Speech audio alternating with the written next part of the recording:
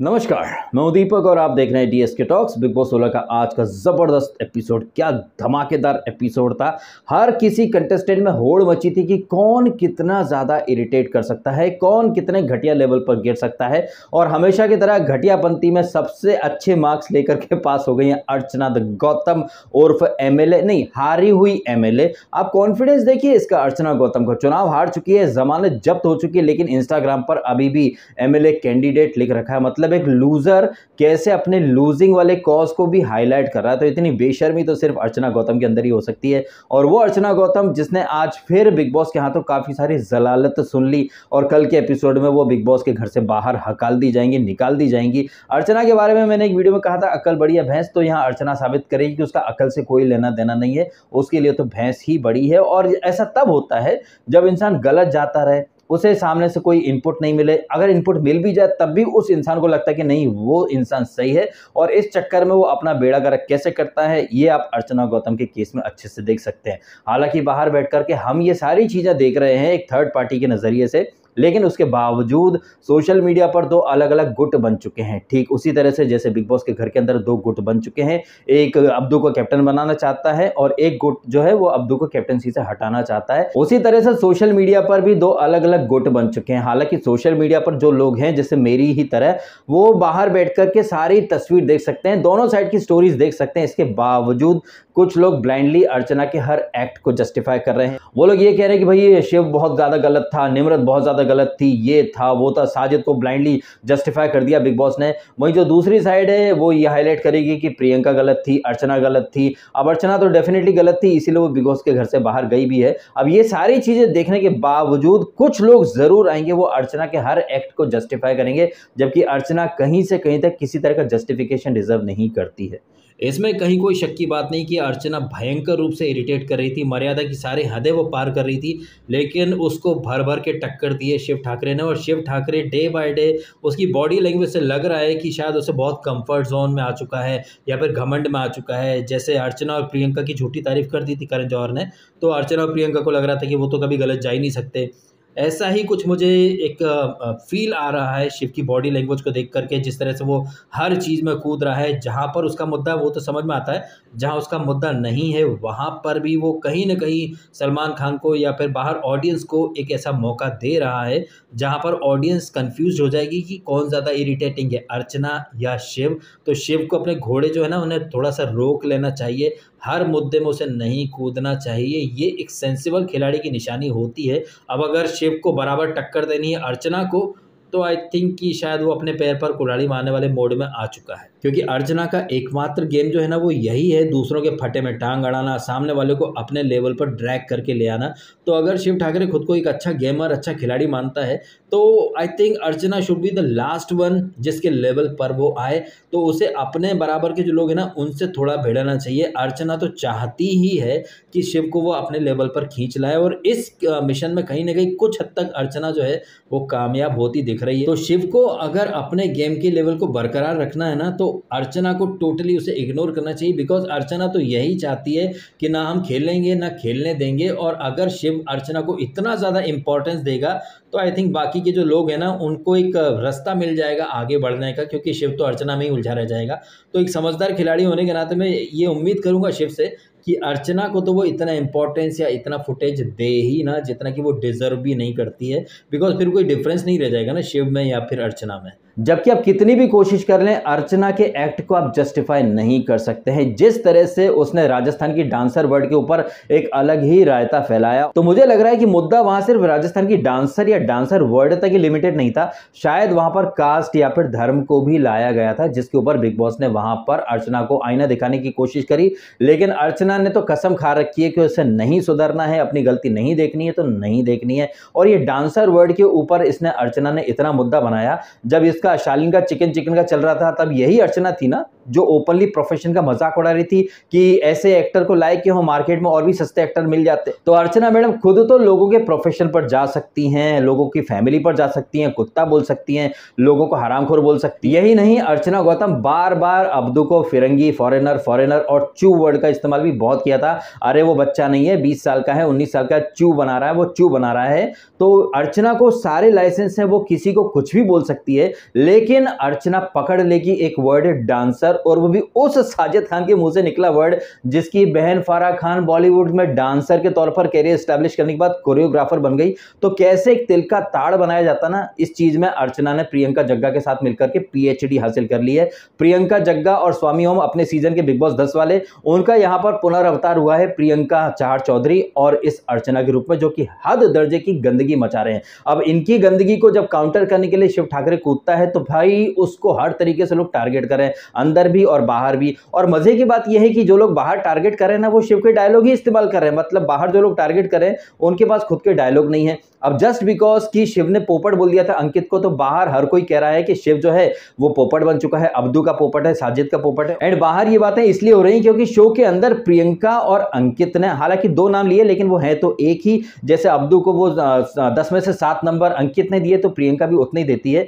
और ये प्रियंका और अंकित, स्पेशली प्रियंका जो कि 1 वीक पहले तक कह रही थी कि शिव ही सब कुछ कंट्रोल करता है, शिव ही सब कुछ चला रहा है, अब्दू भी वही करता है, साजिद भी वही करता है जो शिव चाहता है। और अब कुछ दिन बाद ये दोनों कहने लग गए हैं कि यार शिव तो उसका पोपट है, उसका पोपट है। तो जैसे अंदर वो लोग अपने हिसाब से रंग बदलते हैं, बाहर फैंस जो कि सब कुछ देख सकते हैं, इसके बावजूद फैंस एकदम ब्लाइंडली उन्हीं के डायलॉग को रिपीट करने लगते हैं। जैसे कि अंकित और प्रियंका शिव के डायलॉग रिपीट कर रहे हैं। अरे भाई, आपको अगर बोलना है तो अपने खुद के डायलॉग लेकर के आओ ना।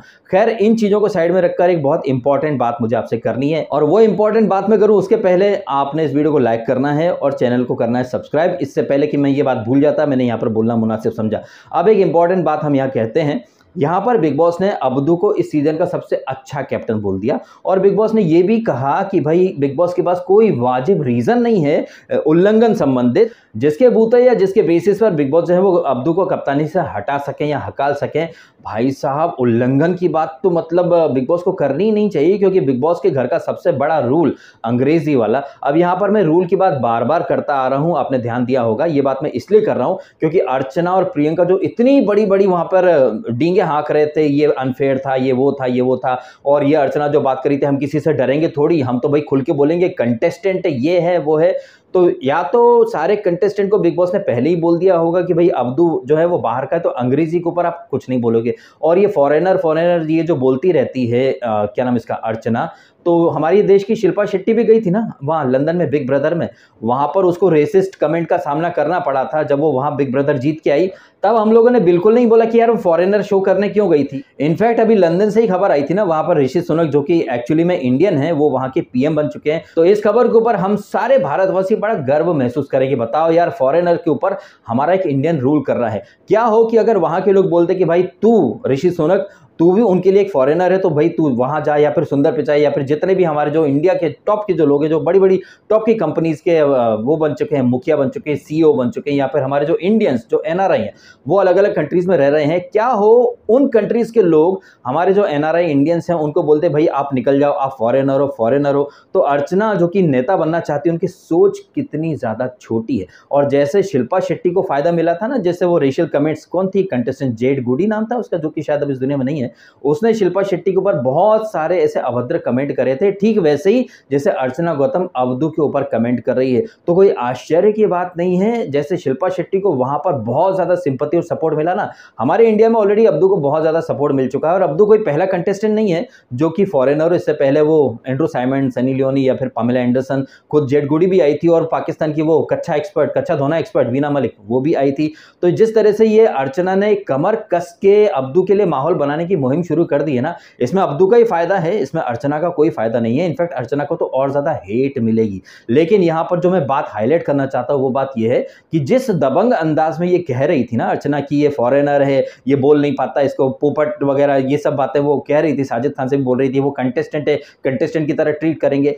अब यहीं पर एक पॉइंट निकल कर आता है कि डेयरिंग वर्सेस स्टूपिडिटी। ये अर्चना जो कि बहुत ज़्यादा डेयरिंग बनती है, जो मुँह में आता है बोल देती है, लेकिन यही अर्चना साजिद खान को साजिद सर या साजिद जी करती है। यही नहीं, ये अर्चना जो कि बहुत ज़्यादा डेयरिंग बनती है, लेकिन वो है एक्चुअली में स्टूपिड, क्योंकि उसे उन चीज़ों को कंट्रोल करना चाहिए जो कंट्रोलेबल हैं उसके हिसाब से। वो चीज़ें जैसे कि कौन कंटेस्टेंट आ रहा है, किसको लाया जा रहा है, ये उसके अधिकार क्षेत्र की बात नहीं है। लेकिन किस कंटेस्टेंट को आप नॉमिनेट कर सकते हो या फिर उससे आप पावर छीन सकते हो, ये तो आपके हाथ में है ना।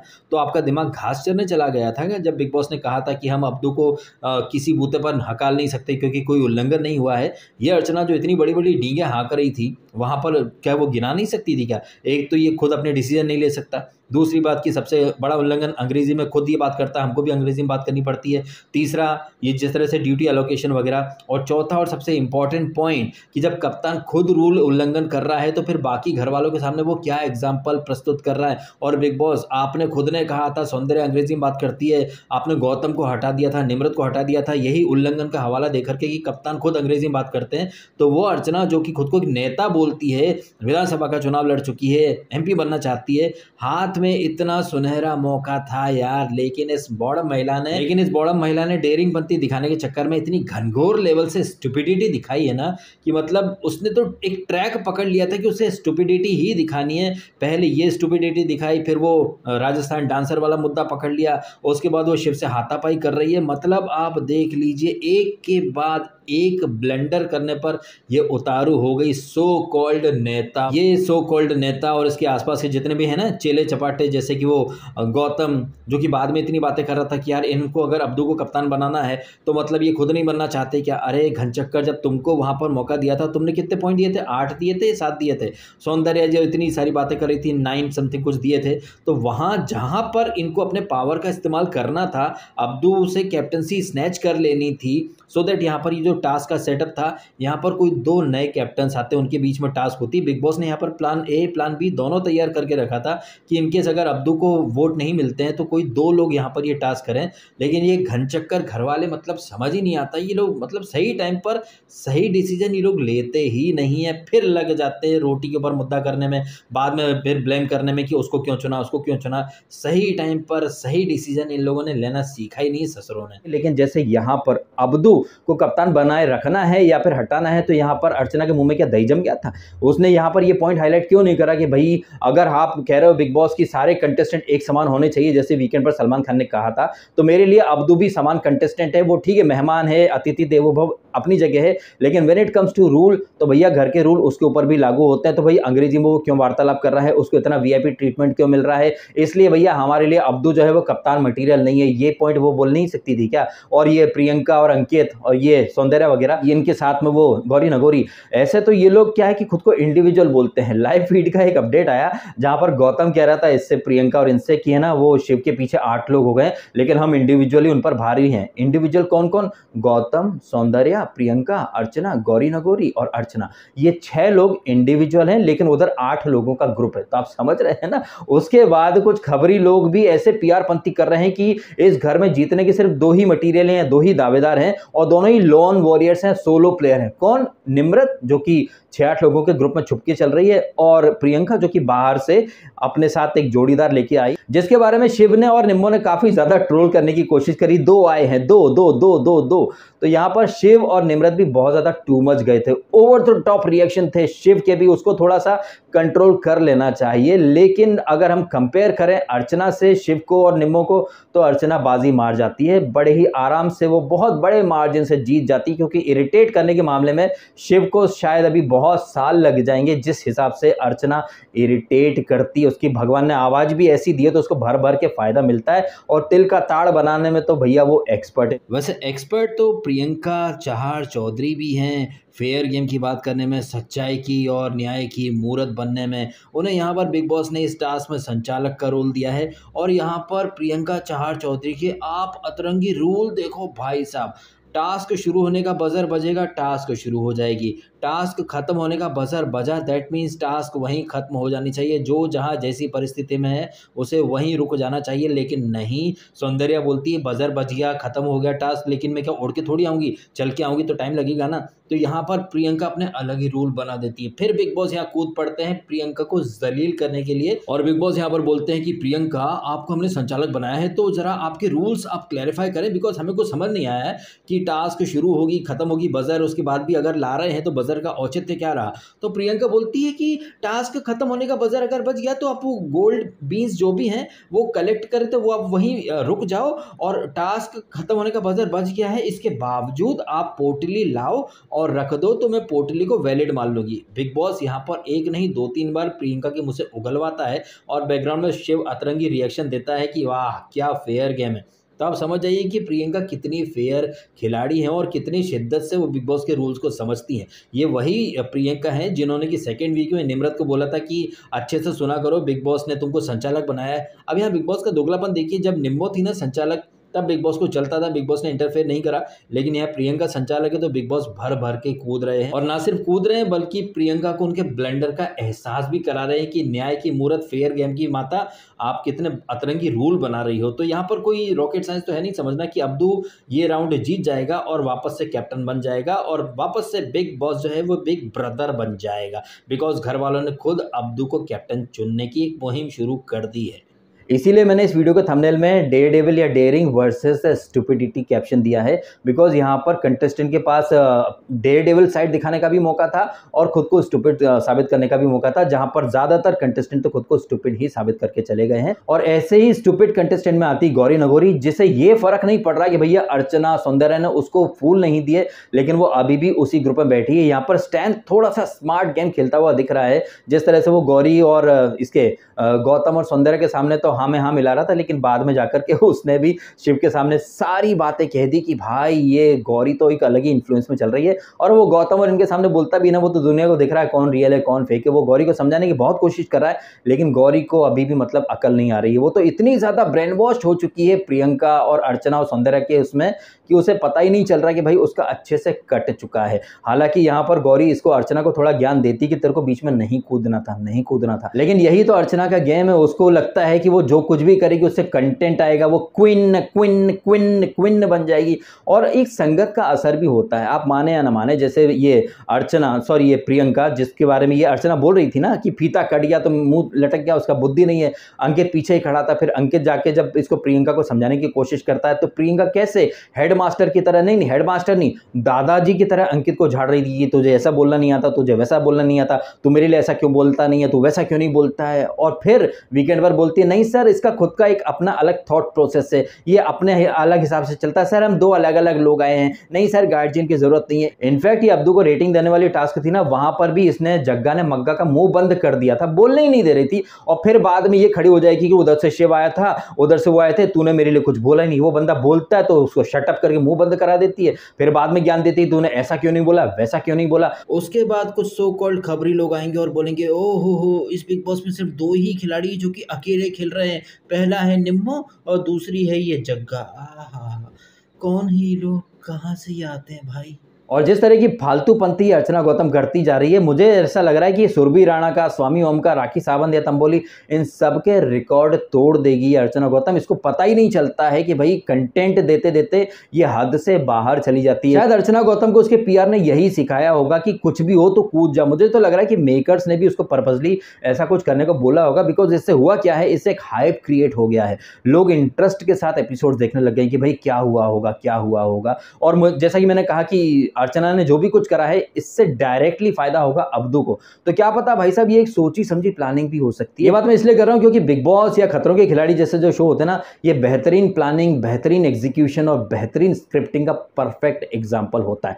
खैर, जिस तरह से शिव और अर्चना का ये जो तीखा आर्ग्यूमेंट जो कि हाथापाई की नौबत तक जाएगा, जहां पर सुम्बुल भी कूद पड़ेगी, शालीन तो मतलब अपना हिसाब बराबर करेगा, क्योंकि शालीन ने जब पुश किया था इसको तब ये अर्चना बोली थी कि निकालो निकालो निकालो, हमको डर लग रहा है, तो शालीन भी यहाँ पर अपना डेबिट क्रेडिट का हिसाब पूरा करेगा। निम्मो कूद पड़ेगी, टीना कूद पड़ेगी, हा सब के सब वहां पर बहती गंगा में हाथ धोने की कोशिश करेंगे। अब ये गंगा कैसे शुरू होगी और किस मुकाम पर ये गंगा जाएगी, ये तो हम देखेंगे कल के एपिसोड में। अब इस एपिसोड में जो घटनाक्रम घटा, जहां पर एक से बढ़कर एक कंटेस्टेंट भयंकर रूप से इरिटेट करने की कोशिश कर रहे थे। शिव इतना इरिटेट कर रहा था, निम्मो इरिटेट कर रही थी, प्रियंका इरिटेट कर रही थी, ये अंकित भी आज इरिटेट करने के मूड में थोड़ा सा आया था, लेकिन ये सब पीछे रह गए जब आती है अर्चना गौतम। और भाई उसको भगवान ने